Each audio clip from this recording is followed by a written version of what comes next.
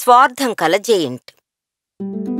కొన్ని రోజుల క్రితం ఒక కోట నగరం మధ్యలో ఉంది. ఎన్నో సంవత్సరాలు అది ఖాళీగానే ఉంది. అక్కడెవరూ ఉండడం లేదు. ప్రజలు అందులో ఒక జెయింట్ నివసిస్తున్నట్టుగా చెప్పారు. కానీ ఇన్ని సంవత్సరాల్లో ఒక్కరు కూడా ఆ జెయింట్ని చూసిందే లేదు. ఈ కోటలో జీవించిన జెయింట్ గురించి నువ్వు విన్నావా?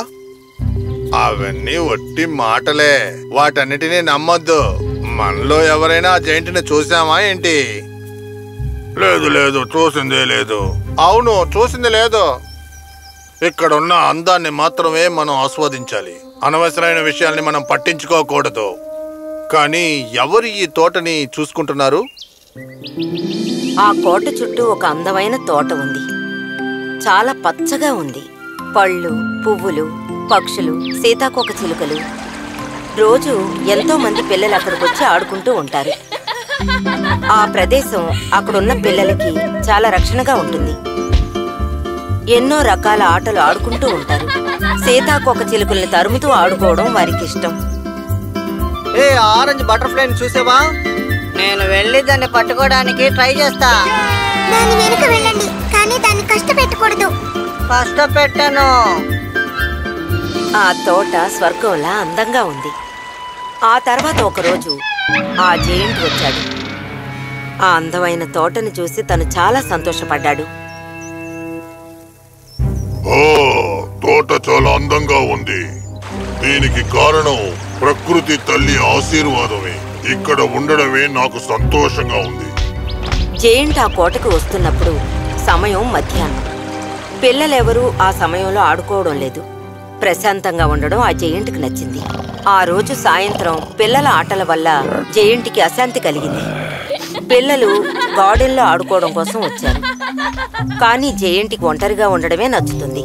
తన చుట్టూ ఎవరు ఉండడం అతనికి నచ్చదు. గార్డెన్కి వెళ్లి అరవాలని అతనికి అనిపించింది. జెయింట్ ఆ గార్డెన్లోకి రాగానే ఆడుకుంటున్న పిల్లలందరూ అతన్ని చూసి భయపడ్డారు. అందరూ అరుస్తూ భయపడుతూ పారిపోయారు. ఒక చెట్టు చాటు నుంచి అతను చూడడం మొదలుపెట్టారు. తన తోటలో ఇంతమంది పిల్లల్ని చూడగానే జెయింట్కి కోపం వచ్చింది.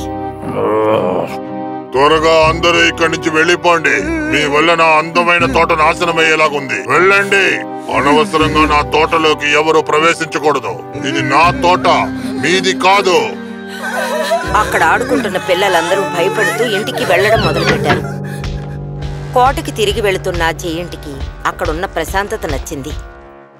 ఆ జెయింట్ వెంటనే నిద్రపోయాడు. పిల్లలందరూ జెయింట్ వెళ్ళిపోయాడని అనుకున్నారు. ఆ తోటని విడిచి వెళ్లడం వారికి మనసు రాలేదు. పిల్లల అరుపులు విని జెయింట్ నిద్రలేచాడు. జెయింట్ కోపంతో అరవడం మొదలుపెట్టాడు. పిల్లలందరూ భయపడి మళ్లీ పారిపోవడం మొదలుపెట్టారు. అప్పట్నుంచి ఆ జెయింట్ తోటని చూస్తూనే ఉన్నాడు. రాత్రంతా అతను నిద్రపోనేలేదు. ఆ రోజు రాత్రి ఒక పూల చెట్టు నుంచి రెక్కలు విరిగి పక్షులు కింద పడిపోయాయి.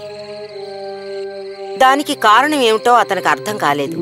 మరునాడు కూడా పిల్లలు తోటలో ఆడుకోవడం ఆ జెయింట్ గమనించాడు. వేగంగా అడుగులు వేస్తూ ఆ తోటలోకి జెయింట్ వచ్చాడు. పిల్లలందరూ అతన్ని చూడగానే చాలా భయపడ్డారు. అతన్ని చూసి పారిపోవాలనుకున్నారు. పిల్లలు తోటలోకి రాకుండా ఉండడం కోసం జెయింట్ గోడని ఎత్తు చేశాడు.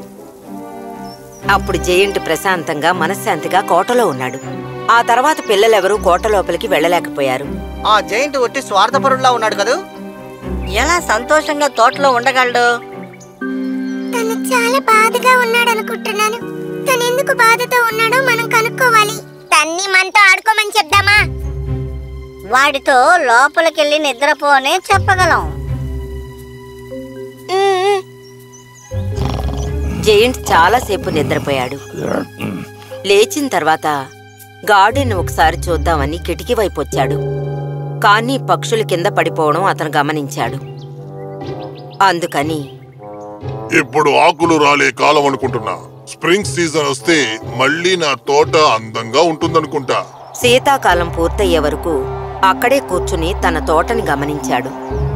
కానీ తోట ఎండిపోతూ ఉంది. స్ప్రింగ్ సీజన్ కోసం వేచి ఉందాం. ఇప్పుడు తోటని శుభ్రం చేద్దాం. అప్పుడే నా తోట ఇంకా అందంగా ఉంటుంది. వేసవి కాలం కూడా వచ్చిపోయింది. కానీ ఆ గార్డెన్ ఎండిపోయే ఉంది. చెట్లకి ఒక్క పువ్వు కూడా పుయ్యలేదు. పక్షులు, సీతాకోక చిలుకలు ఏమీ లేవు. జెయింట్ చాలా దిగులు పడ్డాడు. ఎందుకు నా తోట అందవిహీనంగా మారింది? ఎందుకని ప్రకృతి తల్లి ఆశీర్వాదం నా తోటకి దొరకట్లేదు? ప్రకృతి తల్లి నా మీద కోపంగా ఉన్నారా? కానీ ఎందుకు కోప్పడాలి? జెయింట్కి ఎందుకిలా జరిగిందో అర్థం కాలేదు. ఇంట్లోనే కూర్చుని చాలాసేపు ఆలోచించాడు. ఒకరోజు ఉదయం పిల్లలు తోటలో ఆడుకోవడం మొదలుపెట్టారు. అప్పుడే ఆడుకోవడానికి వచ్చారు. జెయింట్ వాళ్ళని చూశాడు. జెయింట్ వాళ్ళ మీద చాలా కోప్పడ్డాడు. అరుస్తూ వాళ్ల వైపుగా వెళ్ళాడు. పిల్లలందరూ అతన్ని చూడగానే భయపడుతూ పరిగెడుతున్నారు. కాని ఒక్కడు మాత్రం చెట్టు వెనుక నుంచున్నాడు. ఒక చెట్టు పక్కన పిల్లాడు నించోవడం జెయింట్ గమనించాడు. జెయింట్ దగ్గరికి వస్తూ ఉండడం పిల్లాడు చూసి భయపడ్డాడు. గట్టిగా ఏడవడం మొదలుపెట్టాడు. నువ్విక్కడేం చేస్తున్నావు? నన్ను చంపొద్దండి, నన్ను చంపొద్దండి. నేను మనుషుల్ని చంపడమా? లేదు, నేను అంత క్రూరమైన వాణ్ణి కాదు. ఇలా చూడు, నేను ఎవ్వరిని చంపను, నిన్ను చంపను. ఏడవడం ఆపు. నేను ఇంటికి వెళ్ళాలి, ప్లీజ్ నన్ను వెళ్ళనివ్వండి. నేను రావడానికి ముందు నువ్వు ఏం చేస్తున్నావు? నేను ఈ చెట్టు మీదకి ఎక్కాలని అనుకున్నాను, కానీ కుదరలేదు. ఓ, అదే నా విషయం. నేను నీకు సహాయం చేయనా? ఆ జెయింట్ పిల్లాడిని ఎత్తుకుని చెట్టు మీద కూర్చోబెట్టాడు. నీ మిత్రులందరినీ లోపలికి రమ్మను. మీరందరూ ఇక్కడ ఆడుకోవచ్చు. ఆ పిల్లాడు ముఖంలో కనిపించిన సంతోషం జెయింట్ గమనించాడు. ఆ పిల్లాడు వాళ్ళ స్నేహితులను కూడా లోపలికి రమ్మన్నాడు. పిల్లలందరూ తోట లోపలికి వచ్చారు. జెయింట్ తన కోట వైపుగా వెళుతున్నాడు. వెళ్లే దారిలో అక్కడున్న చిన్న చిన్న చెట్లకి పువ్వులు పూయడం ఇతను గమనించాడు. వాటిని చూడగానే చాలా ఆశ్చర్యపడ్డాడు. ఎంతో సంతోషపడ్డాడు. తన చుట్టూ పిల్లలు ఆడుకోవడం కూడా గమనించాడు.